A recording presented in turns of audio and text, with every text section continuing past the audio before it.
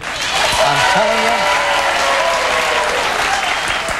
every year there's another Star Trek movie. This year there's no Star Trek movie, so we wrote a book about it.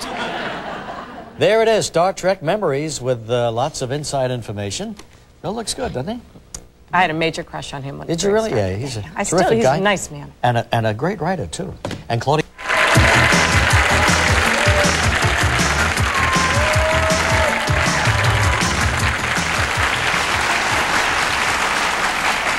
You know, you just wonder what this guest appearance on Twilight Zone meant to William Shatner. Supposing he wasn't the actor picked for that episode. I mean, I take it that kind of led to all of this Star Trek stuff and kind of helped him mold a career around. Well, when you think about the Twilight Zone, isn't that the one episode you remember the most? Absolutely, yeah. It was absolutely terrifying. He was the passenger, you know, in the plane, terrified. Who sees this thing on the wing. There was something on the wing looking at him, you know, and to this day, whenever I get on the plane, I know. See if that's back yet. Anyway, that was a journey that changed his life and the lives of millions of people the world over. In his new book, Star Trek Memories, he relives what it was like to be a part of that very special series. Here's William Shatner.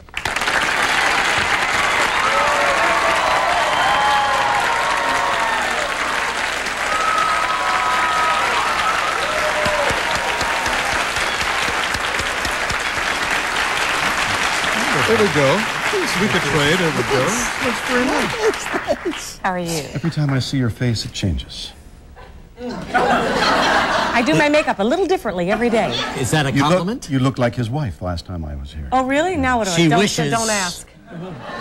She wishes with all her heart. She's so well known. I mean, the commercials.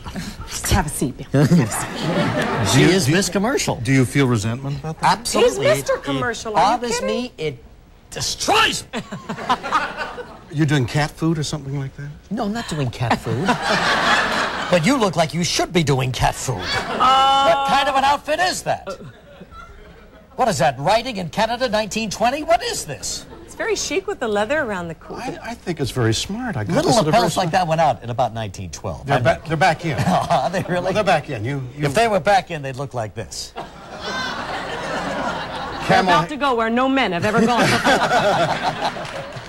before. Anyway, it's great to see you again. It's good to see you. You're going to be the Grand Marshal of the Tournament of Roses, but that's a biggie. It's a big. That's about the on biggest. New Year's Day. And get to ride your own horse? I get to ride my own horsey, and sit on the 50-yard line and see the game at the Rose Bowl. 100,000 people cheering. That's right. And have the experience, and 500 million people will see the parade as it wins its way around the Well, world. it's the most beautiful. Yeah. Yeah, absolutely, with all those So I'm flowers. putting on a big party. Friends of mine are coming. They're going to be in the parade. They're going to go to the 50-yard line.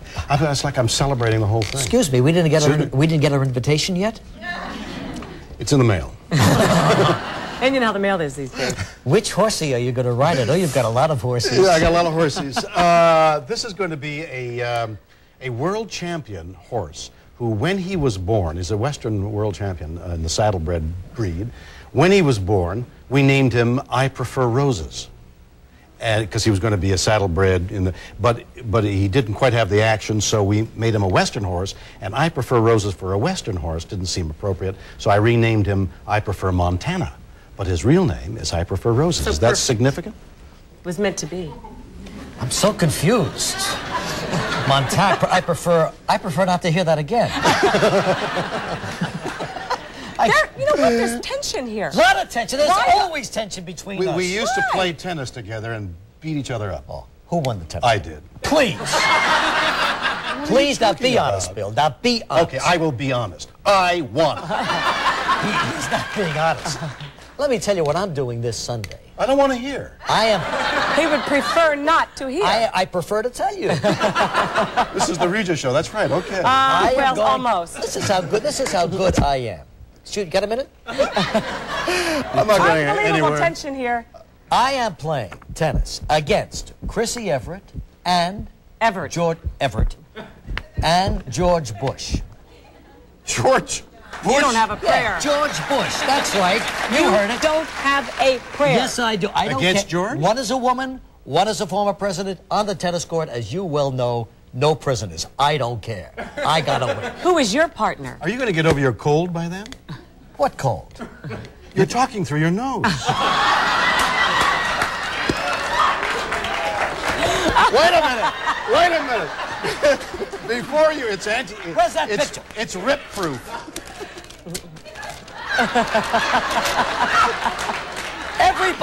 Everybody who disses me gets to look at that.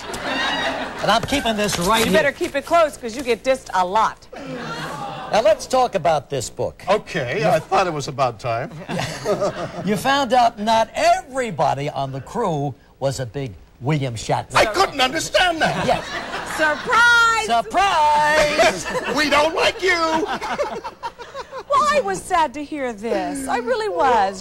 James Scotty wouldn't talk to you. Oh, I always liked Scotty. I always thought Scotty had more sense than anybody else. He speaks very highly of you, too. Of course. So what happened when you called Scotty? Well, he wouldn't talk to me. And you haven't spoken to him since? No, I can't get him on the phone. Why? I don't know. If I knew why, I'd be able to answer it. This is exactly why. See this temper tantrum right here. Well, I haven't stamped my foot yet.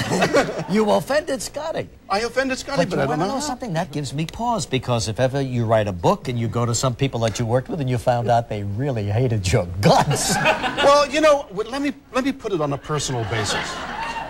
I watch your show quite frequently. I think you're two most charming people. Yeah, sure. Don't kiss up now. Go ahead. Thank you. Go on. You used to be. Sure. And you keep referring to Gilman, is it? Gelman. Gelman. It's not Gilman, it's Gelman.